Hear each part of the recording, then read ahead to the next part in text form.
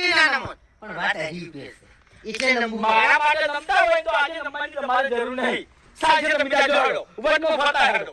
વટમો તમાર માટે ફરતો હોય ડાયરેક્ટ છૂટી પડશો નહીં નકર પછી ખરા ખરીના ખેલા છે ને એટલે ભાઈ ઓફરશી. અરે હો મને મહી જાતા દશમનો બધા ભેગા થઈ. એમ તો તાકાત છે આવજો કે આગો હે અલ્યા વાટીન પડતા કરું મને ખબર નહીં. સબકી સબ એમ એટલે તમારે શું કરવાનું છે? કોડો ભૂપેજીના ઘેર જવાનું છે માફી માંગવા. જાઓ નકર પછી હાજર થઈ જાઓ.